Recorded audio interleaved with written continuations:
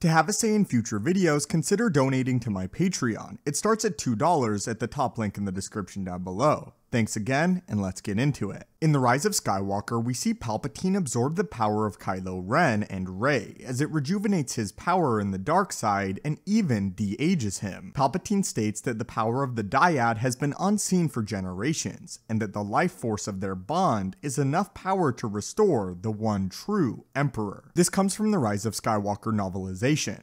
Rey watched her grandfather's dawning horror as he realized his mistake, allowing Rey and Ben to come together, their bond refined in the fire of mutual searching, shared grief, rage, and hate, but also of compassion and empathy. This was the one thing Palpatine had not foreseen. But why didn't Palpatine foresee this if his puppet Snoke had in The Last Jedi? Well, Lucasfilm and Disney have an answer. In The Last Jedi, it was explained that it was Snoke that bridged the minds of both Rey and Kylo together, and that it was him that allowed their connection to blossom, with the hopes that he could lure Rey to Kylo and himself and kill one of the last hopes of the Jedi Order. It seems here that Snoke is aware of the strong connection that the two of them hold, and that he feels their strong connection through the Force. However, the word dyad is never used. In The Rise of Skywalker, it was revealed that Snoke was a clone and a total puppet for Palpatine, as he was able to use Snoke as both a test for Kylo Ren to overcome the power of a master and prove himself worthy to inherit the Empire, but also that he could have Snoke rule the First Order and covet power in the dark side of the Force while Palpatine reigned from the shadows. So if this is the case, and Snoke is aware of the dyad, why is Palpatine not aware of it and the connection between Kylo Ren and Rey before the events of The Rise of Skywalker, and before they are right in front of him on Exegol in the finale of The Rise of Skywalker? The answer is likely far more simple than any of us realize. However, obviously, this is due to the fact that the trilogy was taken in a very different direction after The Last Jedi, and that Palpatine was likely never meant to appear in the final installment of the Skywalker saga, with Kylo carrying on as the main villain, which was again changed when J.J. Abrams was brought on board and Palpatine was brought back. Because of this though, thanks to the Rise of Skywalker novelization and the visual dictionary, Disney and Lucasfilm have provided an answer for this plot hole, although it is not explored whatsoever in the film. Even though Snoke is a puppet for Palpatine, it is documented that he is not a vessel that Palpatine controls utterly. More so, it is implied that the original Snoke was a much older being, and that Palpatine had the same control over him as somewhat of an apprentice or even an inquisitor. He could not literally see through his eyes and control his actions, as Snoke did have some free will, but also undying loyalty to the Sith Eternal and the Emperor. This is why, although Snoke is aware of the connection between Rey and Kylo, Palpatine is not. In an interview, the writer of Episode 9 said this about the dyad in the Force, and how they took the concept from Episode 7 and created a larger one in 9. Right from Episode 7, from the scene in which Rey is interrogated by Kylo Ren, it was clear that they have a connection,